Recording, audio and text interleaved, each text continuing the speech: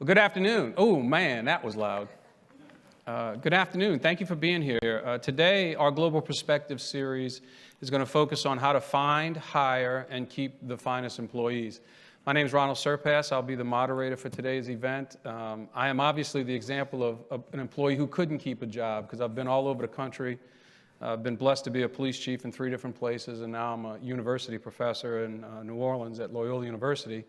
But I'm also very involved in the IACP, former vice president, chair of the Community Policing Committee, and many of you who voted yesterday, thank you for being elected honorary president of the IACP. Today we are going to speak about what is usually always in the top 3 or 4 things on police chiefs' minds in the country.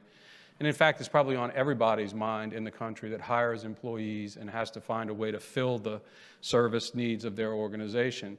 So the way today is going to go is we're going to have a really great panel of folks. Starting to my left is John Eisner, Executive Vice President of Sales at Axon. Chief Kevin Buckner, Little Rock, Arkansas Police Department. Chief Kathy O'Toole, Seattle, Washington Police Department. Chief Mary Galvin, Falls Church, Virginia Police Department.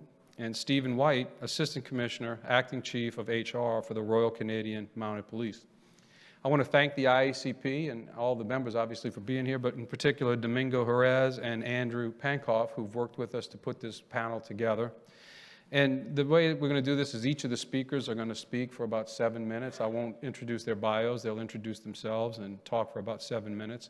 And then we'll direct some questions between us and among us. And then, obviously, we want the most important part would be time for questions from the audience. To kind of kick it off, just to kick it off from my perspective, having been a state police chief and a police chief in 2 large American cities, hiring is a difficult thing. But having joined policing in 1980, and many of you may have joined in 1980, our generation of employees were essentially the end of the baby boomers, and we were more likely to embrace 30-year careers, right? We were more likely to be interested in what the pension package was because our brothers or cousins or aunts or uncles was telling us, hey, you're not going to make a lot of money, but there's going to be a good pension. We were more likely to be told what to do and deal with it and accept it. And here we are 34 years later, and I would just offer to you from one person's perspective, in the 1980s and 90s and even in the early 2000s as a chief, when I was hiring people, it did not occur to me, and it had not occurred to me yet, that perhaps this will be the first generation coming into the workforce that we have to change the way we manage, we have to change the way we lead, we have to change the way we recruit. Otherwise, we may become irrelevant. We may become irrelevant to the very people that we're seeking to hire. And it's an interesting way for me to watch this happen because I have 2 beautiful daughters. Everybody's got beautiful daughters.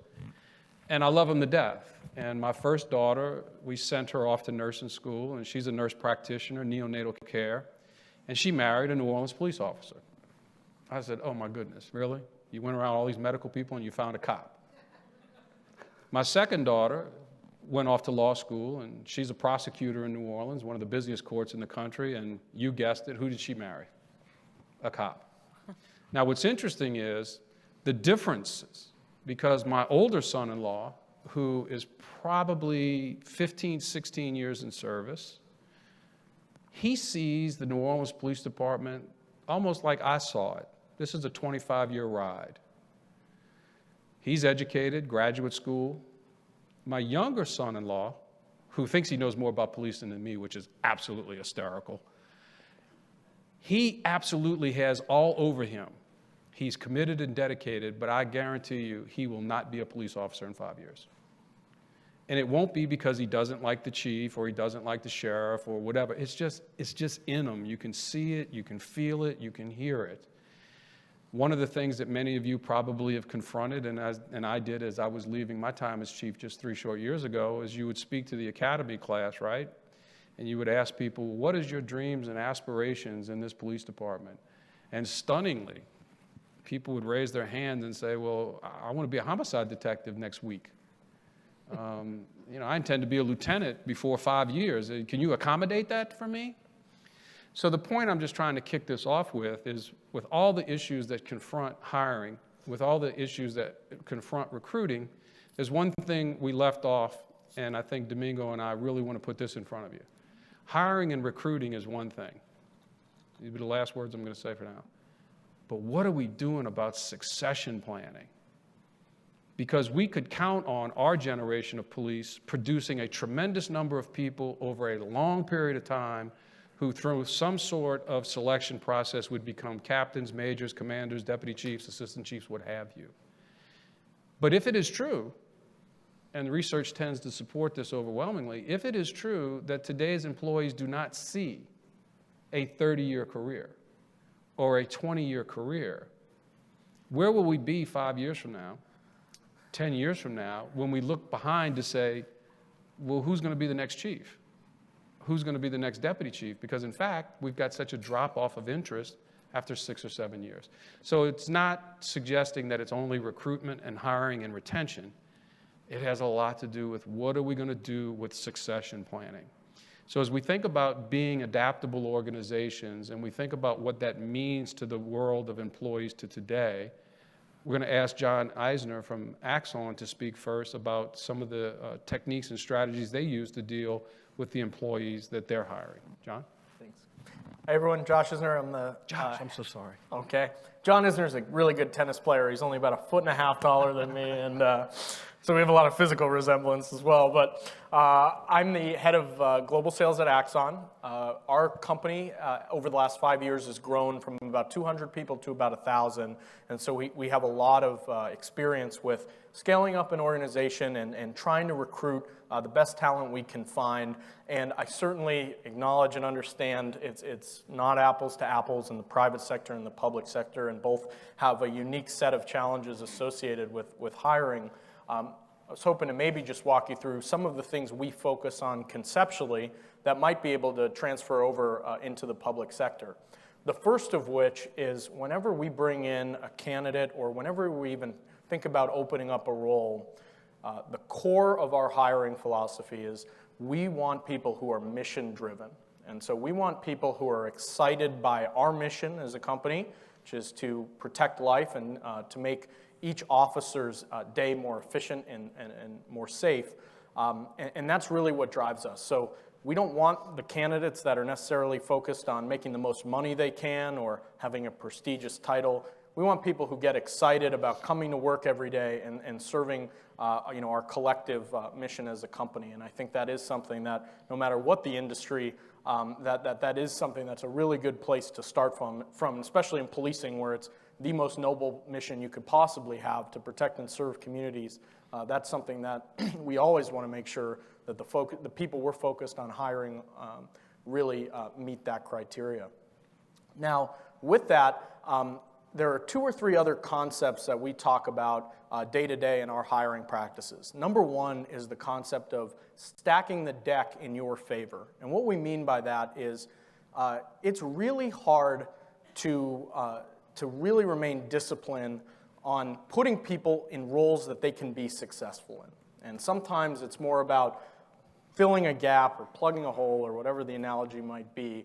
But those instances where you hire somebody out of necessity who might not be a perfect fit for the role, in my experience, almost always end badly. They either end in a case of you've put someone in a position where they can't be successful, and then all of a sudden you've got to be the person to have to fix that, or it just creates more work for those people, supervisors and managers, because they're not in a position to succeed. And so when we talk about stacking the deck in your favor, what we really mean is the people that you're looking to fill a certain role, got to make sure they're the best person in the world in your mind to be able to fill that position. Moreover, we really are big on simulating real work conditions in our interview process. So we want people to feel a little pressure and stress. The way we do that at our company is we start off a group interview where there are 5 or 6 people around a table, and they ask really random, difficult questions. For example, why are there 4 seasons? Or how are the Earth and Sun and Moon aligned in a full moon? Or just questions that people wouldn't expect that they would have to answer. And the reason for that is we don't really care if they answer the question right or wrong, but we want them to start feeling a little heat and pressure before we get into the questions we're going to ask about their qualifications or why they're a fit for the role. And it's just amazing to see people rise to the occasion or to just shrivel up under those conditions, and especially in a position where people are going to have to operate efficiently in stressful conditions. We think this is the most important part of our interview process because it really separates those who are cut out for the day-to-day dynamics of the job versus those who might not be, frankly. And then lastly, the number one characteristic that we focus on in our hiring process, outside of being mission-driven, is ability to adapt and change. And so what we found is, more than ever, people that we are trying to recruit, they want to come in and solve a problem. They want to come in and be a change agent. If you plan on kind of setting up a lot of structure and almost build a fence around them, that's probably the most demotivating thing we found we could do to a potential employee. Employees want to come in and feel empowered and that they can change and they can help drive change and use their creativity. And so certainly structure is very, very important, especially in policing, but finding ways to introduce more ownership to each employee to solve problems and find creative solutions. That's, in terms of retention, we believe that's one of the main reasons we have such a low retention rate is people are invigorated by the work they're doing and the problems they can solve. And so when we think about that, that's a big one for us. And I'll just end in saying, certainly we understand the challenges police departments are faced with now. We've seen anywhere from a 30 to 90% reduction in the number of resumes and interest that police agencies are getting in terms of recruiting. And that's a big problem, and it's a reflection of the last 4 or 5 years of challenges between law enforcement and the communities they serve, and we want to try to help be a part of that solution. And so we've launched a campaign called I'm In, and we're hoping our fellow vendors in this space join us in providing resources for police departments to help recruit, whether it's marketing resources or print, whatever we can do to really help drive more attention to law enforcement occupations. We think that only strengthens the relationship between communities and law enforcement over time. And so we're really invested in trying to help with this. And if anybody would like support, I'll certainly have my cards to give out at the end. Be happy to help in any way we can. So thank you.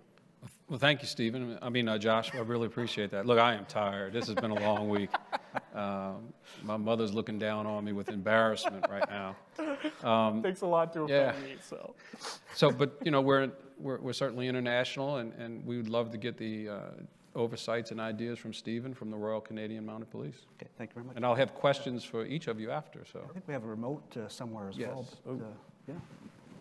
But anyway, I'll start. But maybe just following up on what Josh indicated. Josh, I'd probably like to say that with introductory interview questions like that, I probably wouldn't be very successful. A lot of us in the room probably wouldn't be successful. So, good afternoon, everyone. I'm Stephen White from the Royal Canadian Mounted Police. Tremendous pleasure to be here with you. Tremendous pleasure to be at IACP. And thanks to all of you for attending this afternoon. It's getting late in the conference after a number of days, and thanks for your interest. And just to follow on from the private sector, there's a quote, the reason why we're so successful is because of the extraordinary lengths we go to find the best people. And that would be probably relevant for our police organization, all police organizations up here, and all of yours. But that actually is a quote from that was said very often by Steve Jobs, and the reason Apple was very successful. And I think that that sort of approach is very relevant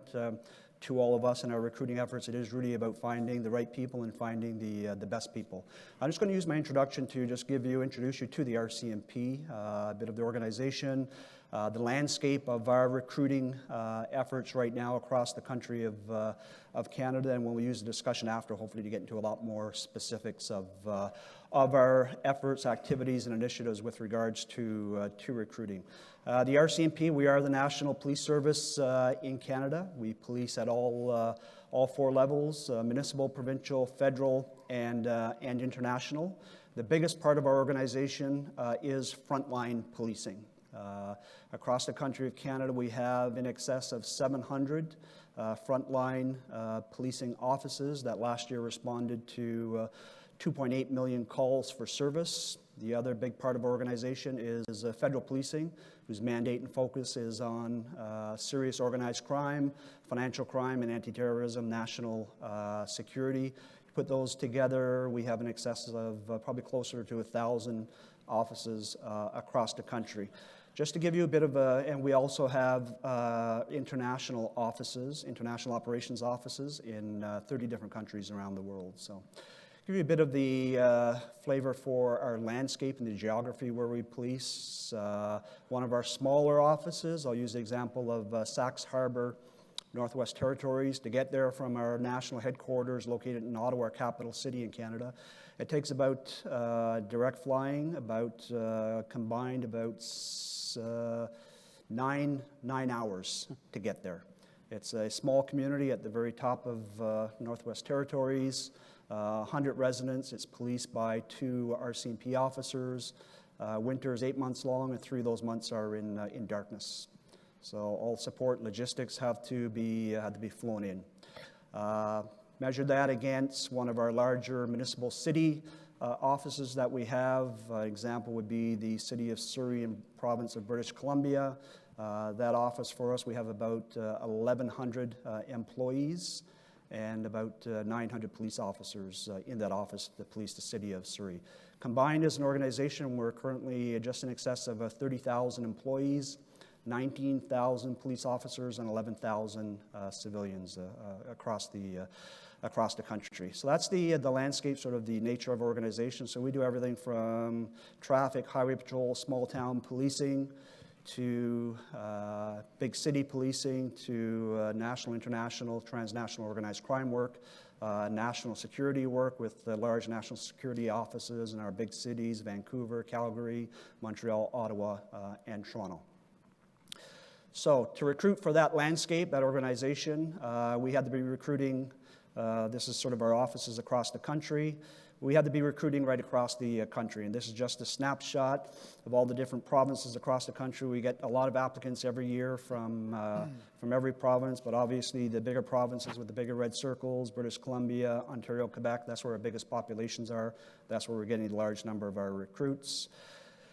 I'll talk later about the changing demographics of Canada, and it's changing significantly and quickly. We're really trying, we have been for a number of years now, putting a big focus on our female population, trying to recruit more female applicants. We are also doing the same with visible minority applicants, with our Indigenous Aboriginal communities as well. So we've created this geomapping tool, and this really based on a number of different statistics based on female population, visible minority population, Indigenous population, and 20 to 34-year-old age group.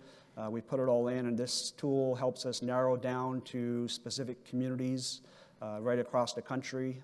We do it by province, and the dark blue areas has the highest ratings for all of those components combined. So this really helps us really target our recruiting efforts across the country.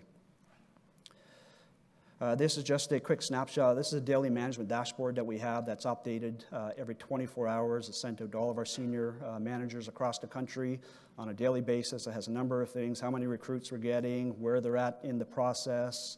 Into our policing academy this year, we're recruiting 1,150 new police officers. Next year, we'll be recruiting 1,300 new police officers, and that'll be our steady state, probably even more right out to 2023. So we are on a big hiring freeze. So this year, we're putting through 36 classes of 32 into our police academy. The bottom middle square there, that just shows us as we get closer to those classes starting, if there's gaps, if they're not filled, we can go into that. We can see specifically what item of the recruiting process is still outstanding, so we can try to expedite it. The last square here just gives a snapshot of where we're at with regards to visible minorities and recruiting female applicants as well. One of the big successes we have had over the last couple of years, and I'll talk about it more later, is with regards to advertising. That is a big success in us getting more applicants in the door, specifically with social media advertising. I'm just going to play you a copy of one of our ads that's playing right now, and I'll get a chance to talk a lot more about it later. We wear it with pride. We wear it because it stands for justice. honor, protecting those in need. We've been keeping communities safe since 1873.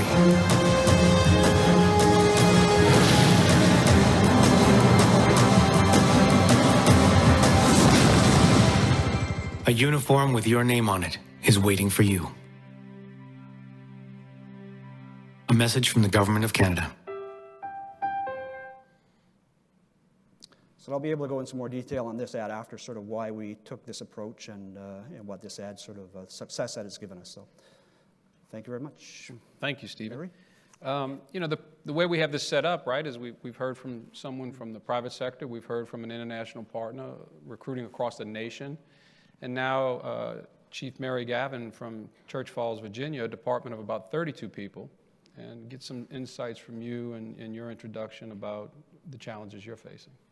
Thank you, Superintendent. Thank you for being here, and a privilege to be with all of you. Mary Gavin. I am from City of Falls Church in Northern Virginia. It's right in the National Capital Region, right inside the Washington Beltway.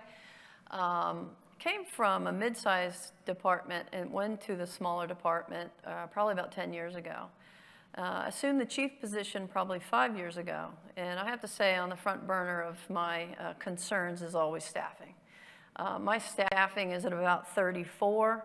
In the 80s, it was about 30. So it hasn't grown much, and a lot of money goes to the schools, and we could appreciate that. But the staffing is always of concern. I would say I strategize with city government probably monthly as to how to maintain my numbers. It's a constant challenge. I would dare say that in terms of finding people, there's not there's the traditional means in which we find people in this region, but it's a very competitive region. You know, being in a small department, much like any of you that have small departments out there, it's a type of policing that people want to be drawn to, and that you have to be, you know, marketable to that person. Our region, we share people left and right, and I think one of my regional partners that I saw here this weekend, it says, please talk about the fight that we have about recruitment, because, you know, it's real. We have regional academies that we all participate in. But as a chief, one of the things that we do in terms of finding people, which has been very successful for us, I think the past 3 years that I have had success with, is that in the colleges throughout the Commonwealth of Virginia, which again is a right-to-work state, which makes a big difference in hiring, is that we've tapped into the internships of those college seniors that need credit. And they come in, they work for us for free for 6 months. And they get, you know, they get into the culture. They go through every division. We take them to the range. We take them through calls for service on ride-alongs. And we've found, I think in my last 4 hires have been college graduates from our internships. And it's been most beneficial. The other thing is I make every one of my officers as a recruiting officer. They get incentives if they bring an officer in. They get about $500 for everybody that successfully completes the academy, which has been good. It's been part of the culture of Falls Church, which I'm proud of. In terms of hiring, we have the traditional check boxes that you would have in your hiring processes. I have to say this week has been a good paradigm shift for me in going to workshops, and I'm going to take some things back and change about that character value testing. I think that's something that I would love to have not only in my hiring processes, but in my promotional processes. But in our hiring, I think the thing that I have been most impressed with in Falls Church, and they did it well before I was there, was they actually do hire people that have, that are legal permanent residents, that aren't necessarily citizens at the time of hire, that are going to be citizens or working towards citizenship. And what that has done for us, it has brought this breadth of diversity that is awesome. And it proved itself last night as my guy from Nepal met with the lead of the Nepal police, and my gal from South Africa was hooked up with her people from South Africa. And it was just a really meaningful moment. I'd say I have 5 people that have been hired through that, let's call it a loophole, through the Department of Criminal Justice Services. And it's one thing that you have to kind of look into and make sure that, you know, you during your background, it's the same difference, but it has been so beneficial in terms of the diversity piece. And it really does make it, for 34 people to have five people from different countries, it's just an awesome experience. I'm always strategizing on the hiring as to, you know, with the internships and the DCJS loopholes. In terms of retention, in a small department, typically when I have somebody that I kind of hear that they're going to leave, or I put my people out on them. I tell them, you know, let's see why they're leaving, ask them why they're leaving, what is it that they need. If it is a transition that, you know, they need to go and they either want to go or they're seeking better opportunities, I'm always there to promote that for them. And I think that whole attitude and that culture of promoting the person first has helped us in the long run, because when things don't work, they come back. Or the culture that they express to others is that it's a welcoming, it's a supportive environment. And you know, I want it to be that for them as they leave, and as they promote for us and recruit for us, because I have had those officers that have left that have made great recommendations in terms of coming back or sending someone to me. And then, you know, the superintendent mentioned, how do we do succession planning? And, you know, with hiring and with retaining people, you know, the concern in all of this is, how do you create that leadership pipeline in a small department where, you know, you're fairly limited? And because people want to see throughout all ranks that they have the ability to be the chief. And so I kind of try to constantly promote that. That they do have the ability. Because in smaller departments, oftentimes when a chief will come in, they'll bring in their own deputy chief, or they'll bring in somebody, and it stymies the succession planning. And so I've tried to make a commitment, and it's a hard commitment because sometimes you limit yourself.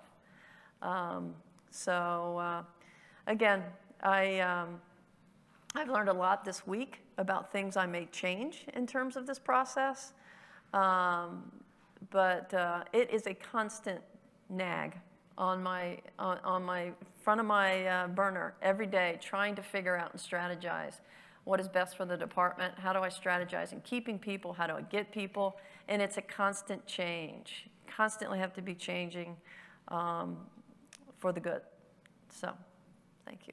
Thank you, Chief.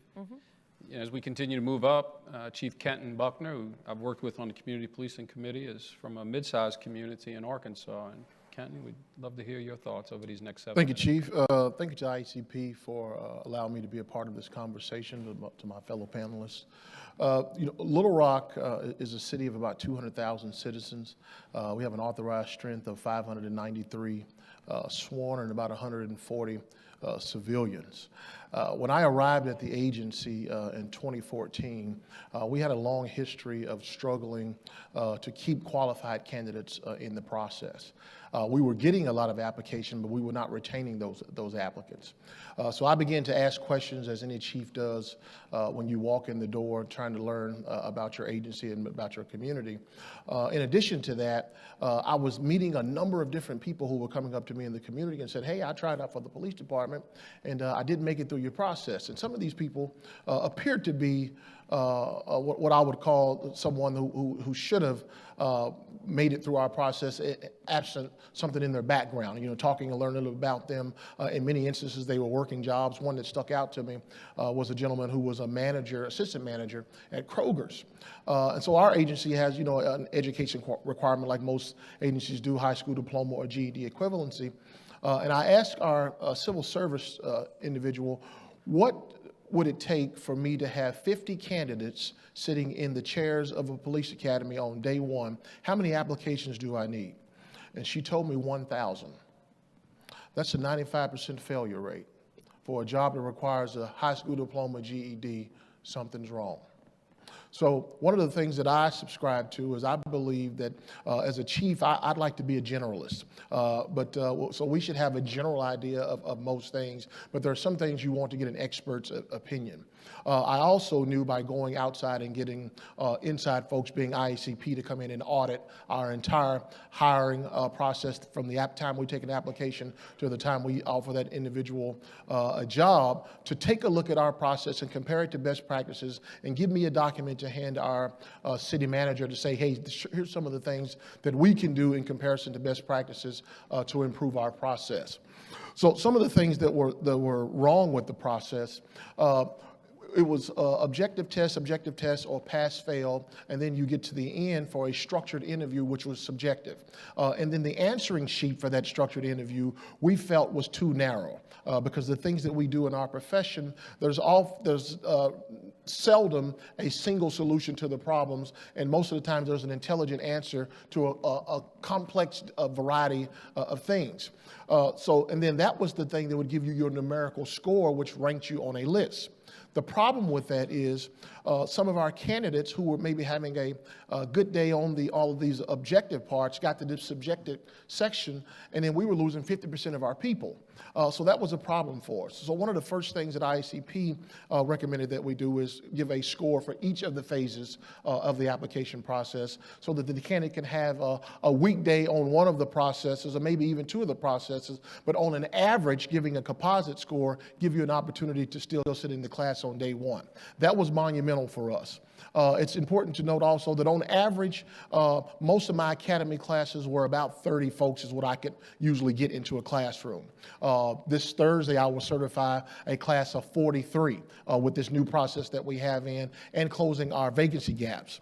Some of the other things that we had, there was too much, and some of you can probably identify with this. We felt like that civil service had too much of an influence on our process. I think that many of the things that we do in law enforcement are unique. There are things that we have a lot of information as to what a good candidate looks like for the profession. And so we felt like our influence should be more percentage-wise important in the types of questions that we were doing, the answer sheets for that, and then also the panelists who were judging the interviewees on the interview panel. So we kind of injected ourselves into the process based upon this document that we got from IACP. That's also increased the number of individuals who are passing the structured interview portion of that. Now, by no means did we lower our standards, but because, if you hire trash, you're going to fire trash. And as a chief, I have enough discipline issues that I don't want to bring people through the front door who are causing me issues. Some of the things that we did that we felt like that kind of improved overall how we were looking at recruiting as a whole is that we gave the community a responsibility. So, one of the things in our city, we're about 42% African American, 7% Hispanic, about a 47 or 8% or so white. So we're a majority minority city. Yet our police, African Americans, were about 30%, and then Hispanics were about 2%. So there's an organization called LULAC that we went to and said that you have to help us recruit Hispanics. And once we gave them the responsibility for getting qualified Hispanics in the room, when I arrived there, we had maybe 11 or so Hispanics on the entire police department. Today we have in the low 20s. So we've doubled it in the 3.5 years because we have a community partner who is equally their responsibility to help us with that. Then we did the same thing that Chief Gavin did, that anyone in city government that refers someone to the academy that makes it through the hiring process. They don't have to complete the academy. If you make it there on day one, you receive a $500 incentive. We also give a $5,000 incentive for all recruits that pass the academy class. On your graduation date, you receive a check for $5,000. And then we began to look at the process because we did a focus group with one of these marketing companies. And one of the things that they said is that the young people didn't really like that our processes take too long to go through the entire process. And for a guy who suffers from attention deficit disorder, I kind of felt them on that. So one of the things that we'll do now, if we have a class going through and we have 70 or so folks and we can identify that 10 or 12 of these individuals are certainly cream of the crop, we've done a kind of a precursor background investigation on these individuals, and we think that they can make it through the process, we will do what's called an early hire to put them in a civilian capacity in our telephone reporting unit while they continue to go through the process, but they're in our baskets as police recruits, basically, before the class gets started, which helps us keep some of those high-quality individuals that we were losing to other processes. So that's just some of the things that we've done. There's a copy of the study that was done by IACP on your app. We're very, very proud of that and very appreciative of what IACP did for that. And it's been very, very fruitful for us in the short term. Thank you, Chief Buckner. So Chief O'Toole, obviously, I hope many of you know, has an incredibly long career in major city organizations, having been the commissioner of the Boston Police Department and now the police chief in Seattle. And from your perspective, Chief O'Toole, how are you dealing with these issues? Well, thank you, Ron. I learn every day. I've already learned some good lessons here today, so thank you for sharing your thoughts, and look forward to engaging with some of you after this as well. I've also had the privilege of working on both sides of the Atlantic, and some of the lessons that I've learned about recruitment and retention, I've learned from working in the UK and in Ireland as well.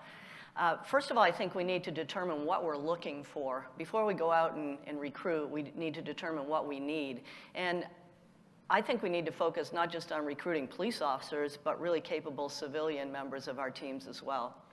I've also learned that wherever we are in the world, whether we're in Boston or Belfast or Dublin or in Seattle, we need to have an agency, an organization that reflects the community it serves in order to have our public trust, in order to be effective in dealing with our community. So in Seattle, it's been a phenomenal experience. And I think it starts at the top. I started by putting together a command team, a leadership team that's incredibly diverse, that brings all kinds of interesting experience and education to the table. I was looking around my command table the other day, and I said of 12 of us, half of us are non-sworn. We have 4 PhDs, 4 JDs, and a few members who've never had any formal education, but are incredibly smart people who've worked so hard and who understand policing better than anybody I know. And together, we bring very different perspectives to the table, but we're a cohesive group. So it starts at the top. We have a recruiting unit in our HR department, but as said here before, recruitment can't be left to a few people in a recruiting unit. It's like community policing. It can't be left to a few people who are community police officers. Everybody in our organization has to be a recruiter. And I think that's so important. We have so many different programs that bring great people into our organization. We have the college internships where we bring in interns from Seattle University and the University of Washington. Inevitably, we hire a large percentage of those people, either to be civilian employees or to be sworn members of our organization. Another great benefit we have is that we're able to hire lateral employees. And the lateral, I didn't have the ability to do that in Boston when I was a police commissioner in Boston. I cannot tell you how valuable that program has been to us. We bring people in. I'm going to show you a video in a minute of a young man we've brought in who's just an extraordinary police officer, worked in another jurisdiction, and decided he wanted to make a move. You know, as we said, you know, this next generation's more mobile. They're looking for change, and so I think there's a real valuable pool there in terms of lateral personnel, not only in the sworn side, but on the civilian side as well. One of the people that joins me from my command team here today is Chris Fisher, worked in the NYPD, worked in the city of New York. He's a PhD. He moved out to the West Coast, and right away I was able to, the day I met him, I started my recruiting effort, and he's been an extraordinary member of our team. But I want to show you a video of my friend Carl Johnson. What's his last name? Anyway, wait. Wilson, Carl Wilson. I love this guy. And the video that he does, it's so heartfelt. We're really trying to humanize our videos and hear from people who have come to our organization and their perspective on how the organization's going and what it's done for him. Okay, my guy in the back said he'd help me get the video going. My name is Carl Wilson. I've been a Seattle police officer for 2 years. 30 feet out. I was just looking for something different in my career in law enforcement. I had prior law enforcement experience, which included 10 years with New Orleans Police Department and 3 years with the City of Atlanta Police Department. Coming to Seattle was an easy decision for me. The transition was seamless. There was no age restriction, and there was lateral entry, which was an abbreviated and expedited hiring process. I was hired from beginning to end, the application process all the way up until the date in which I was sworn took less than 3 months. And that's pretty remarkable being an out-of-state applicant. I've been extremely happy with the compensation package here with Seattle PD. It gives me a secure feeling to know that I can adequately provide for my daughter in the future and also in retirement. I didn't have that level of comfort prior to coming here to Seattle.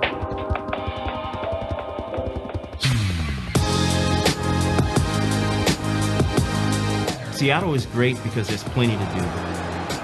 There's a common misconception that it's always rainy and overcast here, but it's not like that all the time. The summers are some of the best that I've ever experienced. If you're into hiking, sailing, biking, or pretty much anything, Seattle has it.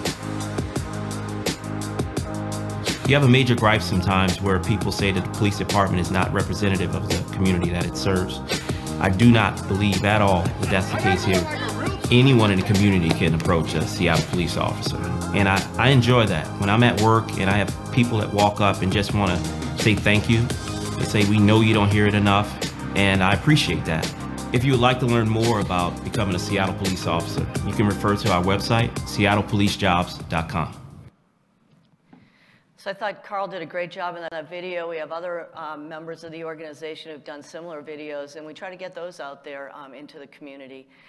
Just to give you an example of some of the other things we do, so we have, as I mentioned, we have the college and university internship programs. We have an Explorer program. We have a summer youth employment program focused mostly on young kids growing up in our more challenging neighborhoods. Kids, we want to keep them off the street, but give them some good skills-based programs to help them through the summer, but also create that generation for the future. So it's just, we try to address it from as many different perspectives as possible. We have some wonderful officers who go out there and do mentoring in our community. One guy who works on my staff, for instance, mentored 12 young men last year through high school, young men who probably would not have made it through high school otherwise, and he already has his sights set on a few of them to be future Seattle police officers. In terms of, one other thing I wanted to mention, and this is an experience that, a lesson I learned on the other side of the Atlantic, the Metropolitan Police Department in London right now, for instance, is experimenting with bringing people in at mid-level, people who've been out there in professional careers, many of them in management positions, who've decided they want a career change, and they're coming in at the superintendent rank, and they're going through an abbreviated program to familiarize them with the police department and with policing in general, but they bring management and leadership skills from their previous positions. So I think that's really unique. It'll be interesting to see how that pilot program works out there. So enough said for now. Look forward to the discussion. Well, great, and thank you. Thank each and every one of you for your important words. The first thing that really kind of jumps out, is a two-part. And one of it is really very important, particularly for mid-sized departments and smaller departments. And that's the question of decertification of officers. And are you seeing, that as a problem where officers are being decertified or being terminated in other departments, and they're showing up at your door, if you will, and the capacity to know who they are and what their past has been? Mary? Yes. Particularly in a smaller department, I will see quite a few applicants that come in from a larger department that think that they can apply and certain levels will need me, and that was the networking amongst polygraph examiners and background investigators is tight in my region, and we do our due diligence, particularly with those that are transferring over that may be questionable. I have to say, even in this past year, I've lost 2 officers based on conduct issues, and it was an addition through subtraction. And 2 officers for me, I usually lose about 2 officers a year. That's my typical numbers, is significant. So to lose 2 out of conduct issues, and I knew I was going to lose them probably January of last year because the investigations took so long. It's really very, very important, so important within the culture of the department to get rid of them. and or not hire those that are questionable. I'm fortunate in a right to work state and in a small department that I can be selective.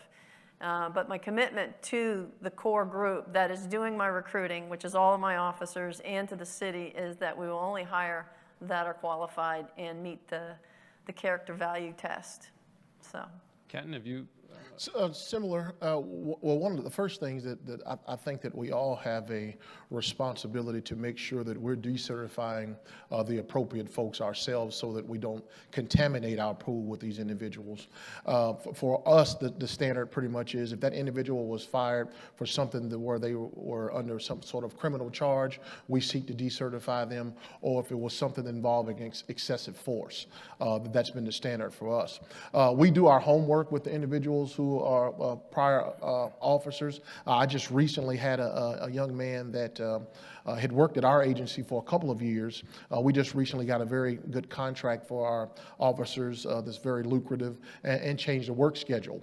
And he wanted to come back to the agency. And you know that some of the problems with our performance evaluations, you get a lot of rubber stamping and people not giving the process what it deserves. So you can't always look at that to determine as to whether this person was valuable or not. So I asked my administrative assistant to pull his sick time. I wanted to see how much sick time he used during a 2-year period, and it was extensive, but there was a pattern that all of his sick days, even though he had never been flagged for it, coincided with his off days. So based upon that, we recommended that he not be rehired just for something like that, because I've just explained to you that I fixed my hiring process. So now that I know that I can get quality people in the door, I've gotten a little bougie. So I just don't take just anyone in the agency anymore. But I think we all have to do our job to make sure that we're protecting the profession as a whole. So as we think about this, and I'm going to come back to Kathy in a minute about the video, because there's really an important concept that I want to ask you about. But before I do that, Josh and Stephen both have a similarity in that they have to recruit across a large geographic space, right? Axon's obviously recruiting across the nation, and the RCMP is recruiting across the nation. What are some of the techniques, maybe almost in the technology piece, in each of your cases to try to get the message across the whole nation?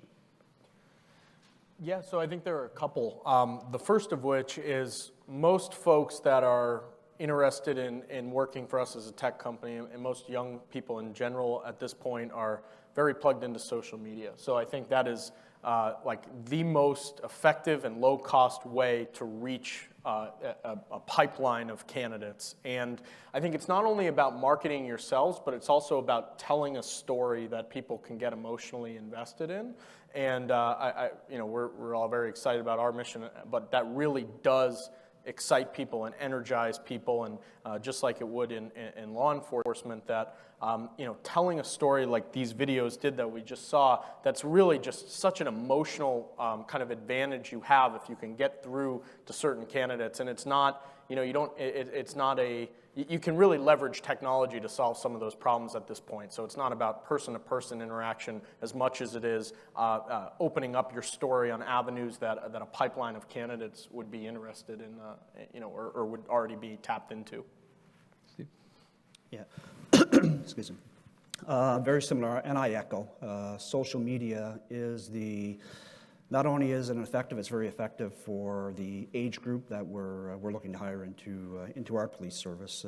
20 to 34 is where we're putting a lot of our focus. Our average applicant right now is 28 years of age, so and they are very focused on social media.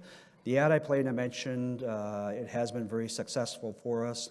Last year, as an example, during our advertising campaign, just on social media, millions of people saw, some of our different ads, and they're much shorter, or they're just a picture on Facebook, for example, which was one of the most effective. Out of our social media campaign last year, we had over 400,000 people actually went and clicked into our ads. That increased web traffic to our internal RCMP recruiting website by 45%. And it increased our applicants last year by 23%. So very modest investment on social media, got us a really good turnaround. We also invested in advertising in cinemas last year. So for a very brief period, during that period, we had 6.8 million people saw the ad that I showed today in cinemas. Again, when we're looking at the entire country, we need very effective initiatives that hit broad masses at once. In addition to that, we do have a team of about 40 proactive recruiters situated across the country who are very much involved, engaging at a community level, one-on-one in terms of different recruiting events and other types of exposure to the RCMP type events. So. And I think we could probably assume that with the advances in technology so quickly coming towards us, that all of these things are scalable. You could have that sort of a social media impact in Falls Church just as well as you could in Quebec. It's very scalable. Kathy, I want to ask you, the key question is in diversity, right? The diversity of American policing is an issue. It's been an issue for a long time. And it's interesting that these two videos were just seen. The first thing is I remember that officer. And when a chief remembers an officer, sometimes it ain't for good reasons, but for him it was for good reasons because I was in the NOPD and I actually remember that young man, so good for you to get him. But one of the things, just to put in context the question to you about increasing diversity, is really the difference in those two videos. The Canadian video is a brilliant video, but it does have a little bit of that kind of Navy SEAL thing. You know, you see the boat, you see the helicopter, you see the SWAT team, and all of those things are obviously critically important to law enforcement. And in Kathy's, I'm sure she has more than one, but that one was more of a one-on-one with a diverse individual speaking. With the pressures that we face in diversity in American policing, like how do you kind of put all these things together? Well, we recognize that Seattle is still one of the whitest cities in the country. We have nearly 70% of our population is white at this point, but it's a city that's diversifying very quickly. And we want to be ahead of the curve. And we always wanted to have a police department that reflected the community it served, but we wanted to get ahead of it. And so we went to some of our officers that we've recruited recently and said to them, look, what's the message you'd want to give out? So Carl essentially put together, he framed that interview. Because we said, we need to know what brought you to our jurisdiction because we want others to be able to relate to that message. So he and other officers. So this is a relatively new, we do have the ones that are all, but I think it's so important that we inform potential candidates that they have a better understanding of what policing is all about. And they watch TV, and my staff laughs at me all the time because I say this constantly, but you watch TV and you think it's all about car chases and gunfights, and they need to know that it's about service as well, and that these people are human beings, these police officers are human beings. So we're trying to humanize the videos to a greater extent. It's worked remarkably well for us. So in 2014, we were able to recruit and hire 20% of but just over 20% of our candidate pool were minority, and we were able to hire a similar percentage into the service. It went up to 30% in 2015, 2016, and this year we're over 40%. And so we're really, really proud of that. So, I think that getting real people who've come to our organization to explain why they've done so. And Seattle, went through a few tough years. We're under federal consent decree. The department, had some reputational issues. So, we were concerned that would make it even more difficult for us to attract people. That's why we've worked so hard at embracing and promoting reform, being at the leading edge of some of the things happening in policing, but also getting out there proactively and going after the people that we really need to reflect our community. Right now, our biggest challenge is we have a significant immigrant refugee population. So we're out now, we have a group of officers who volunteered to work with immigrant and refugee families to help them through their transition and to build that trust that will, again, already we have some young people indicating that they'd like to pursue careers in the Seattle Police Department. So again, it's not all about a recruiting unit or our HR department. It's really about getting our entire organization to get out there, show that we care about the community, and when we establish those relationships, then the recruits naturally come to us. Can I say something about diversity? One of the things that I've often said at these kinds of forums, primarily in communities, discrimination and diversity share a common trait. They're both intentional acts. You will not accidentally become diverse. It's intentional behavior that will make your police agency diverse. It has to be intentional. It's not going to accidentally happen. African Americans, Hispanics are not going to show up at our police departments just out of coincidence. You have to go and make them feel that you are welcome here. You are accepted here. And people know the difference between being accepted and tolerated. People know the difference. And also, we focus on the front door. You have to be diverse at every level of your police agency.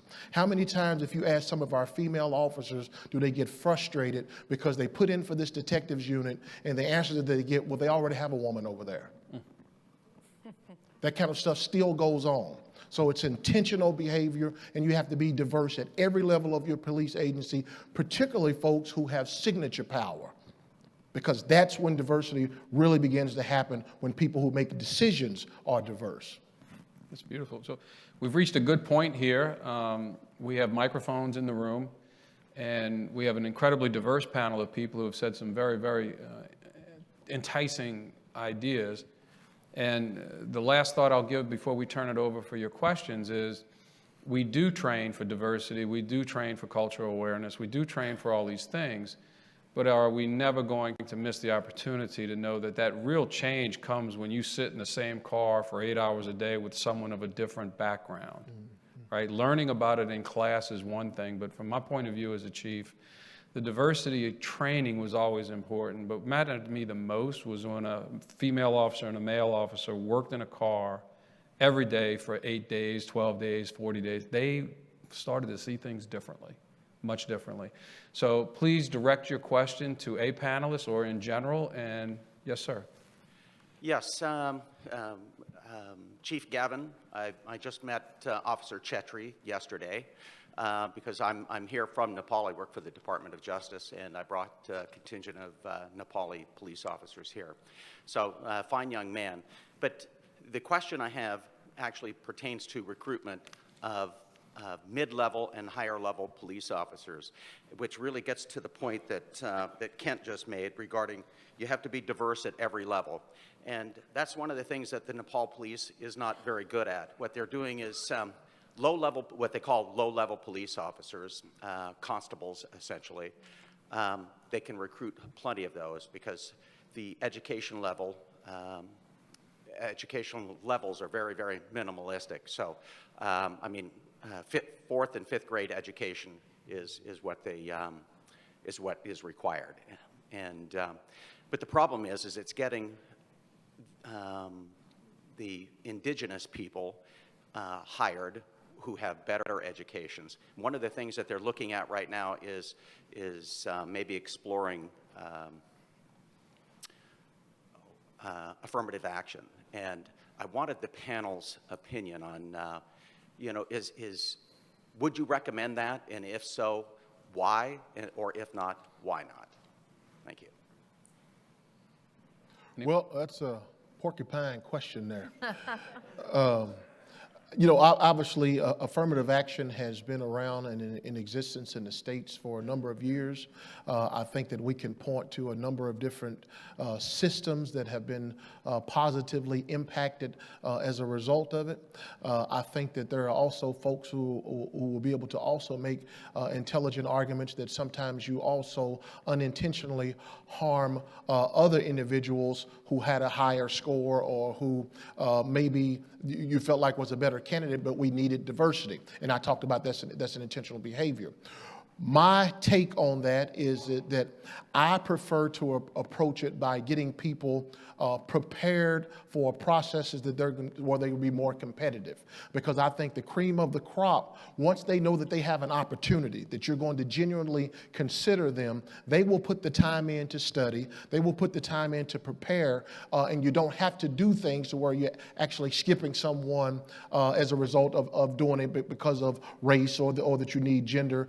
People will compete when they know they're going to get a genuine opportunity. Now, that takes longer. That's not a microwave solution, And affirmative action, I think, sometimes works quicker, but I think that it also sometimes can unintentionally harm our workforces, particularly when our workforce that we all recognize is still pretty much a predominantly white male organizations. So I think that you can do it a slower way, but still be effective, but without some of the things that I think that affirmative action unintentionally does, which can also cause problems. Kathy? No, I think it's really interesting because, again, I've had the opportunity to address this issue on both sides of the Atlantic. And when we worked on the project in Northern Ireland, there was such a small percentage of the minority community in the police at that time that we actually made a recommendation. Over there, they call it positive discrimination. They don't call it affirmative action. They call it positive discrimination. And it was, hire one Catholic national for every Protestant unionist until there was a balance in the organization. And it's worked in a very short period of time, and people seem to be quite pleased with the result of it. But I also worked in the Boston Police Department for years, where over the course of 30 years, we had absolute veterans preference. So unless one was a veteran or a minority, there was virtually no opportunity to get the job. So, and the civil service laws were so restrictive in that regard that we weren't able to go out there and really diversify to the extent we wanted to. So I really believe that there are ways to make this happen. We've seen it in Seattle. We've seen how we can considerably grow the candidate pool, and we can increase our diversity. Again, it starts at the top. I mean, if leadership is determined to make it happen, it will happen. And so I just think we need to send out a strong message that diversity is important and put together as many programs as possible in our organization to enhance our relationships that will in turn bring people to our doors when we're hiring. Another way of looking at affirmative action and the history of it in our nation, and particularly in American policing, is that there was an unintended consequence, and that was the same in some ways that we see today with consent decrees. I was a consent decree chief. Kathy's a consent decree chief, and I won't put words in her mouth, but one of the things I found refreshing about the consent decree is it forced the city to pay for things that should have always have been paying for, right? It makes the city. What affirmative action did in the 80s and 90s in many police departments was, in fact, force cities to give promotional exams that they weren't giving. It forced cities to trump some of the civil service rules that were antiquated and outdated. So in that case, affirmative action in the departments I'm familiar with, not to use this tired phrase, but it lifted everybody's boat.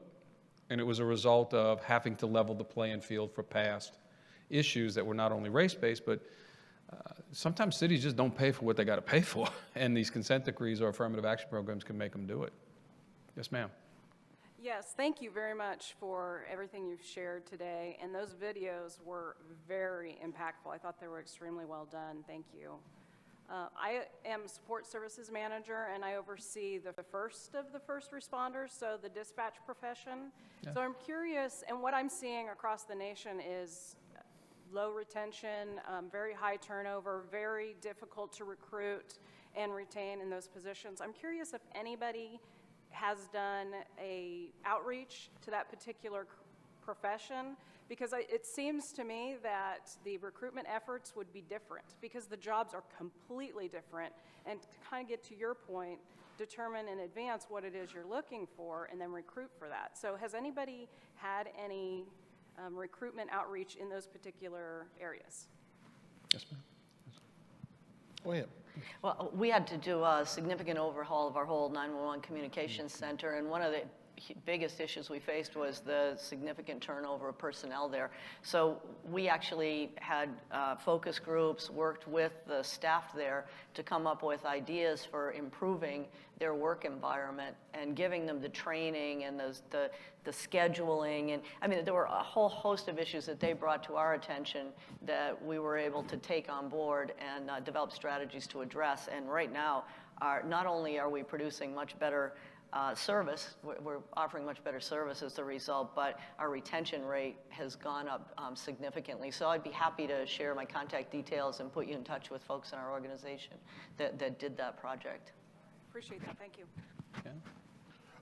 Part of ours, we had APCO, which I forgot what the acronym stands for, but they came in and did a comprehensive kind of assessment of our entire communications, made several recommendations. Some of the things had to do with the technology that we had in there, what we were well aware of. We had a 19-year-old CAD system that we're in the process of replacing that. The other component is that civilians are often forgot about in law enforcement organizations. My apologies.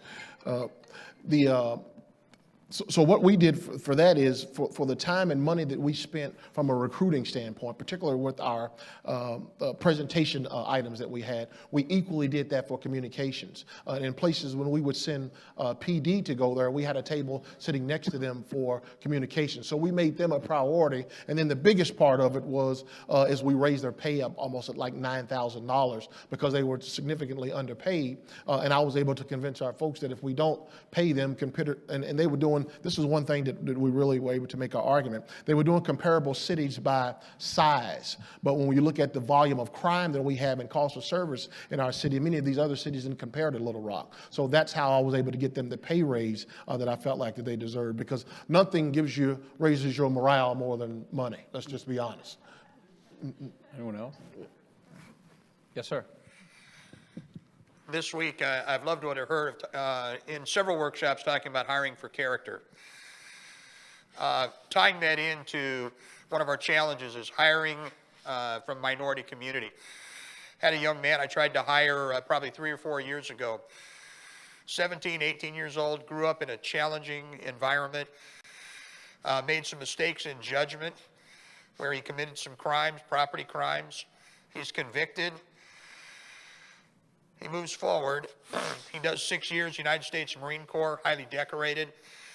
He was, at the time I was looking at him, he was a deacon in his church, was raising 3 children. He's 32 years old. But in most of our states that are represented here, because of something he did when he was 18, he no longer can be even considered. Have you had any luck? Are there states that are doing anything with that as far as juvenile indiscretion and allowing a time period where now, based upon, this man had character. He oozed of character. But because of bad judgment when he was a young man, we can't, and I think that he is indicative of many of the people we'd like to hire. Anyone? I've had, in the past 5 years, I've had 2 people that I've had to go to bat for in terms of, it was usually DUI related, and it's that judgment call. And you can articulate through their background that they've got a life of experience. Some mistakes of the heart, but there's just a litany of resume that proves their character. And it's one of those things that, and I've told my command staff, this decision's on me. And I'm going to go out for this person and make it happen. Now, I've had success with that, and I've had some failure with that. But for specific arrest, particularly misdemeanor or DUI, I have gone out to look through the background and say, yeah, that's somebody I'm gonna grab. So. As the science about adolescent brain development continues to evolve and tell us so much more about the way young people are making decisions, we may very well see a time where those decisions look more like the marijuana. Many of you in the room are of my age, and if you were anywhere near marijuana in 1980, you were not going to be hired. And then we evolved, obviously, and now it's youthful indiscretion versus continuous use. And for those of you who have not been following adolescent brain development research and science, it's just fascinating, and I think it helps us make better decisions if we recognize the science of that. Yes, ma'am. Good afternoon. Kim Munlin, captain with the LA County Sheriff's Department, and we are in the process of hiring 1,000 deputies right now. So we realize that we're in a talent war, and we're doing a lot to work toward applicant focused. One of the challenges that I'm experiencing, and I'd like to hear your thoughts, is our background investigators and the culture, the way that we used to handle our applicants, suspect versus we need them more than they need us. Any ideas on how to help change that culture amongst, at least with our background investigators? Yeah, maybe I can comment. We're actually going through the same thing, so I can sympathize with you. It's, and I think it'll add to the question that was just asked as well. When we go through our process at the very end of our recruiting process, after we've gone through all the application stage, the polygraph, pre-polygraph questionnaire, we sent out our field investigators to speak to family, neighbors, friends. All that comes together into a package, and we have a suitability team at the end. And that team really does look at, and we're bringing in a lot more, it used to be very senior ex-police officers or senior police officers than that who had a very traditional approach to a lot of things. We're bringing in a lot of younger people into that suitability team. It's about looking at the complete package you have in there. And absolutely, we have, applicants who have had things go wrong in their lives, and based on, the nature of the activity, how long it was, and all the follow-up, regardless of what the field investigators may come back with from their follow-up, it's that suitability team right at the very end who takes everything and looks at it, and they make the final determination whether this applicant is suitable to join the RCMP. So that's working.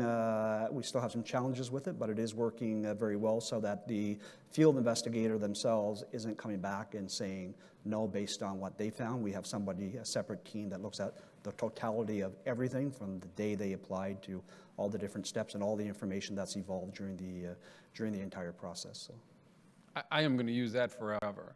Suspect versus applicant. That's just great.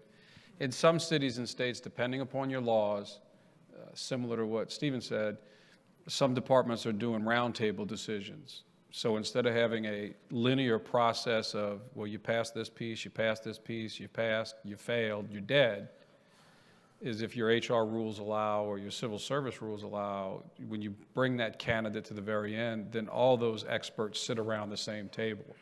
And oftentimes, we were successful in doing that in a couple of departments I was in, and then you find out that the polygrapher says, oh, now I understand why that person froze up on that question. So it's something to think about. But suspect versus applicant is brilliant. I just think that's great. Thank you. Thank you. Yes, ma'am. I'm always concerned about that in the field training officer program as well. I think it's equally problematic. I think we've come a long way in terms of our hiring, but I've spoken to some of our field training officers that say or do things that are concerning to me. So I think we're making progress, but I remember one guy saying to me, like, look, I'm the best field training officer you have because I know how to separate the men from the boys. I mean, it just... And that's fine. I appreciate that they're very attentive to the behavior of these new officers. But, I think once they get through an elaborate screening process, the job of a field training officer or a professional or a PTO is to help somebody and mentor somebody, not to look for every excuse to separate them from employment. Oh, absolutely. We all need to remind every FTO, as chiefs, you need to bring all your FTOs in and say, by the way, the next one of you that says to your new recruit, forget everything you learned in there, I'm going to teach it to you, remind them that all that civil liability now rests on their shoulders because they've ignored all the training that you've done. Chief Sartell. Yeah, thank you very much. Thank you very much for approaching this issue. I really like the roundtable. I think when the middle schoolers of the Ferguson era become our target demographic of that 20 to 34, I think we're only standing to see things get a little bit worse. The question that I had, or comment that I have, is what role do universities and colleges have in this process? We've talked about these marketing videos that we're watching that you use to recruit, and we do the same thing. I think colleges and universities put out marketing that is inconsistent with what people will do on the job when they get there. And I think that plays a part in the retention of our officers long term, in the sense that they don't really understand the jobs that they're actually going to get versus the ones they've been sold. So really a two-part question. One, what kind of responsibility do you feel we have as a profession to inform colleges and universities? In full disclosure, I do some adjunct work, so I guess I'm responsible on some level. But what responsibility as a profession do we have to inform the colleges and universities around the country as to what we need for a product and a widget that's coming out? one. And then two, how do you think we should handle the mismarketing of our department, both by ourselves when we're putting out recruitment videos, but also by the colleges and universities who, quite frankly, sell degree programs for jobs that don't exist or exist in a very small level? Josh, you want to take a shot at that? Yeah, I've got a couple thoughts on that, maybe from a slightly different perspective. When I was in college, one of the things I noticed was there's very little positive advertising about policing to the student body. Your interactions with the police are generally, the campus police doing something wrong, whatever the case may be. And actually, once, Axon did a really good job coming on campus and recruiting, but there might be some synergy here where a lot of times what made me want to go to Axon right out of college was the fact that it was, we met a couple professors that were guest professors from the law enforcement community and made a connection with them and then said, hey, this seems like a really underserved community in terms of technology and just general excitement about helping this community and this profession kind of advance and tackle some of the challenges they're facing today. And so maybe one, from my perspective, one thing, police departments could do a little better is be a positive presence on on college campuses. So of course there's a job to do there, but getting more involved in the education process excites young professionals that want to come out and create technologies and products that can help police be safer and more efficient and more exciting in the technology world in general. So that might be one insight that could help there. I stole this from Chief O'Toole. We do a lot of false advertisement within our own profession. We talk about law enforcement when in all actuality we're public safety more than we all locking people up. And what I did is I took that in terms of our mission in Falls Church and I try and highlight within my own organization and my own community is that the prevention piece, the intervention piece, the investigation piece sometimes has nothing to do with enforcement. It has everything to do with de-escalation and public safety. And oftentimes we're not really talking about what we do the majority of our time, and that's public safety, 80%, maybe 20% law enforcement. And so I keep trying to push that message to my people, understanding that you're more public servants than you ever will be law enforcement. Every time you get an opportunity, and we get a lot of opportunities to talk before people, and particularly colleges and with the internships and stuff, and we keep pushing that down as to that is really, that's the de-escalation piece where we get to that and we're doing all of that right. We're gonna have less arrest, hopefully. But it is false advertisement within our own profession that I think where it starts. And I stole it from her. That's nice. Well, I'm a criminology professor, duly noted. Yes, sir. Thank you.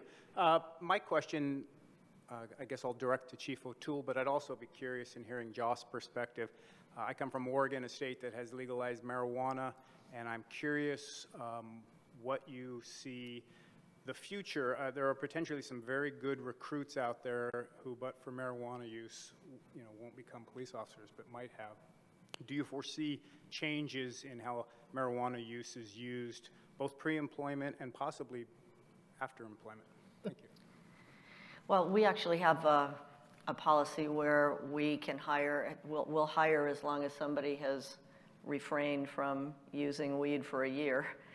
So that's our policy now. So there's nothing that precludes people who've used it in the past from becoming Seattle police officers, but we don't have any type of ongoing drug testing program or anything in our organization. So we probably wouldn't know unless people are demonstrating some symptoms of substance abuse. But yeah, it hasn't seemed to be a problem for us at this point.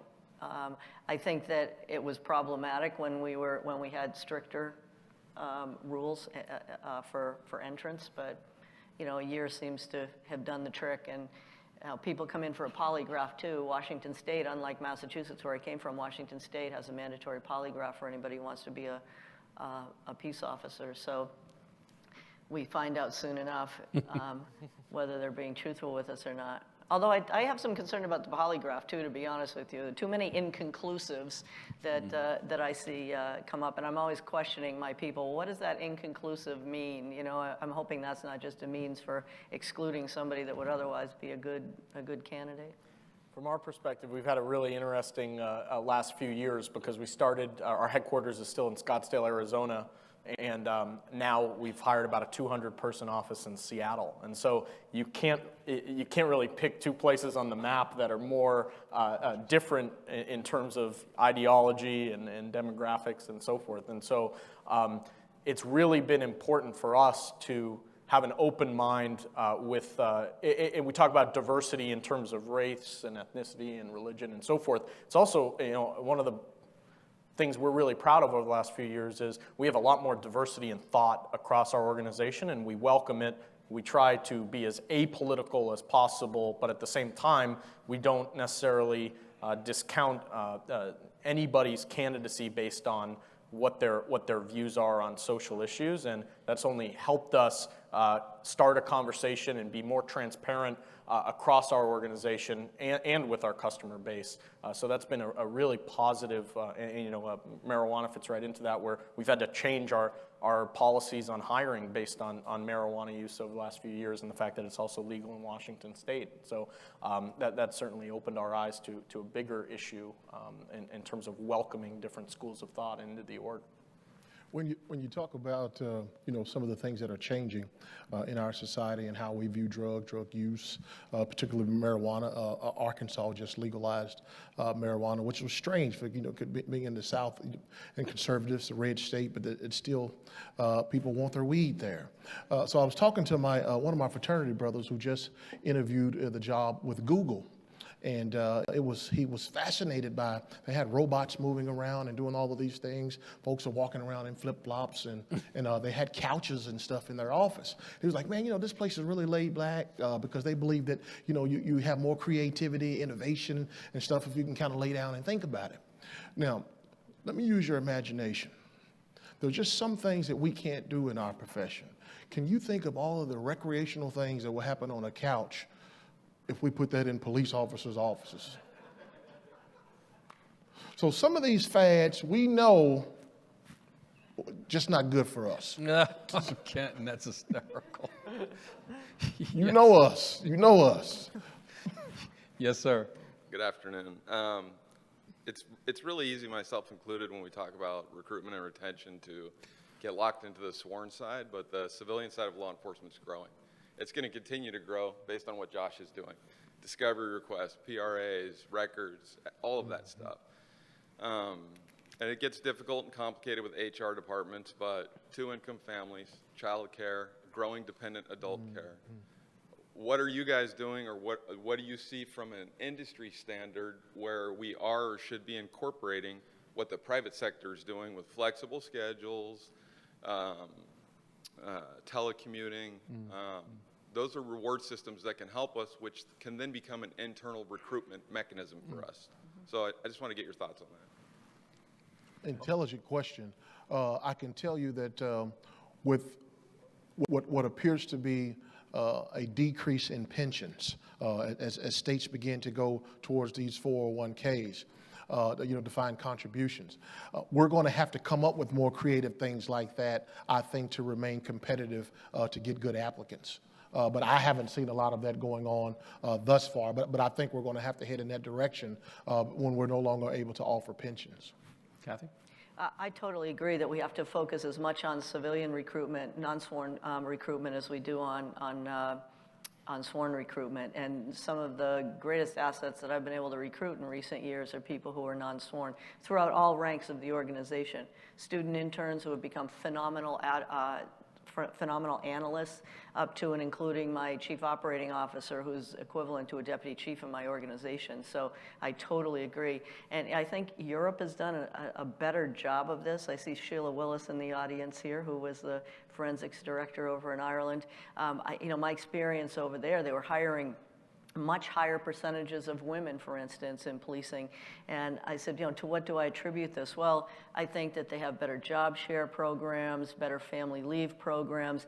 We in Seattle actually have a part-time, we actually offer a part-time patrol officer option, for people that almost like a job share type program. Unfortunately, not many people have taken us up on the offer. I think we need to advertise it a little bit better so that people know that that's available, whether they're sworn or civilian. But I totally agree. And we're moving in a direction where now about a third of our organization is probably non-sworn personnel, but we're going to increase that. We're hiring community service officers who, it's a program that's now being restored after 20 years or something. Community service officers who can go out and perform functions that we don't need sworn cops for, and they'll. So we're in the process of doing that right now. So I think that's the trend for the future. And again, I think we bring some really cool people into the organization who aren't necessarily, I don't want all criminal justice majors. I want people who represent very, very different perspectives, who come to the table with very, very different ideas, because out of that, I think, comes a much stronger organization. Stephen? Yeah, if I can just, absolutely, I agree, just like echo what was just stated. As well, 1/3 of our organization right now is civilians. We are looking to grow that. We have embarked a few years ago on a civilianization process. We're probably about to do a phase 2 and looking at all of our positions. And if you don't need a gun and a badge to do it, we're going to bring in civilians to do it. But very good point, and that's where we're challenged is we're growing our civilian components. We need to grow them. They have the skills, the talent to do so many things. Cybercrime is just one area escalating off the charts for all of us as police departments. That's where we need a lot of civilians, a lot of other areas as well. But the individuals we're out in universities and colleges trying to recruit for the civilian jobs. The civilian private sector are also recruiting them, and in terms of salaries, benefits, very often we're not able to compete. So as a public law enforcement agency community, I think that's something we're going to really need to look at in the years ahead. If we're really going to be able to compete and grab those folks. Just a personal example, a few years back, we wanted to go and recruit for capital markets investigations. We wanted to go recruit some off Bay Street, the equivalent of your Wall Street here in the U.S. Individuals making a phenomenal salary, several $100,000, but he really did want to come and do that work for a law enforcement agency. Tell you the salary at the top of the classification scale that we could offer was nowhere near that, and we didn't get the individual. If we had been able to give something fairly competitive, I think we would have probably been able to retain him and come to the organization. So those are some of the challenges we need to get really good at, because, as was just said, that is the future of policing as much as frontline police officers are. If I could offer just one more thought on this, I think even in companies where we hire mainly civilians, like at our company, we do have a lot of former police there as well. But even for a company that does have some of the resources to attract civilians, there are a lot of really talented engineers that are in love with the idea of self-driving cars or putting humans on Mars and so forth. And so you're still competing for the best talent, even if you're in the tech space. And one of the things we found that has really helped us is we've tried to bring in a lot of talent and not necessarily a lot of experience, because experienced talent puts you in a price range where you have to make some trade-offs along the way. And we found that intellectual curiosity and just raw talent can be really, really useful no matter what the organization is. Just because it's affordable, you have a better chance of retaining those people for a longer term, especially if they're falling in love with the work they're doing and the outcomes they're achieving. And a lot of this you find, if you have people who have operated in an environment for a long time, and you're considering them for an opening you have, they're less likely to introduce change and creativity into some of those roles, and instead use kind of the tagline, this is the way we did it in the past, or this is the way it worked for us at this agency. And so when you challenge that thinking through the use of kind of younger, fresher talent, a lot of times you actually, when paired with more experienced people, those types of combinations lead to better outcomes long term. At least that's been our experience. This is exactly where a moderator wants to be. We have time for one more question with some quick responses. Sir? Good afternoon. During my early years and just recent past, I was with the New York State Police and retired from there. During that time, I worked quite a little bit with Native Americans, and now have been for the last 5 years the consultant for the St. Regis Mohawk tribe. They have a department of 27 people, and shall we say that up until about 5-6 years ago, the department and the reputation was not what any of us would like it to be. That has all been changed. We've got new leadership, dynamic leadership there. And what we're trying to do now is to recruit folks from not only the reservation but outside who can bring some future to the organization. And because, as probably the RCMP knows, St. Regis has been kind of a scary place for a number of years. And so we're trying to get over that reputation. And, I'd like to see maybe a couple of ideas on how we can get some people interested in coming with the department. So it offers probably 25% more in salary than any of the surrounding areas and any of the other departments. So, thank you. Good. If I could maybe lead off very quickly. We police over 600 Aboriginal communities across Canada, so we have a big interest and a big need in recruiting from Indigenous populations. We haven't been overly successful over the years. We have pockets and periods we've been successful. What we've recently implemented is a Aboriginal mentorship program. So every time we have an Aboriginal applicant who applies to the RCMP, we immediately hook them up with a serving Aboriginal RCMP police officer from day one of their application. And that mentorship helps the applicant. They'll walk through the whole application process with them. They'll stay in touch with them during the whole application process. We're finding it's still fairly early days. We're finding it very successful, so successful, we're looking to expand that now out to our visible minority population to do the same thing. We find it's for a number of minority populations, our application process, especially for us joining a big national police service, can be fairly daunting. And when you've got that mentorship, somebody that you're familiar with, it's from your community, makes it so much more easier and and a lot more doable. So yeah, I'd put that out there. Well, certainly the IACP wants to thank you all for being here, and certainly thank our panelists. Please help me and give them a round of applause and appreciation for their contributions. Commercial time for the IACP. For those of you who are going tonight, and remember tonight's our annual ball, and the award ceremonies are being consolidated again this year. So the 14 committees that have given out awards for the great work that's being highlighted within the committee structure, the backbone of the IACP, the committee structure. Tonight's our awards. If you're coming, I hope to see you. If you're receiving one, congratulations. Domingo, Andrew, thank you all very much. Have a great day.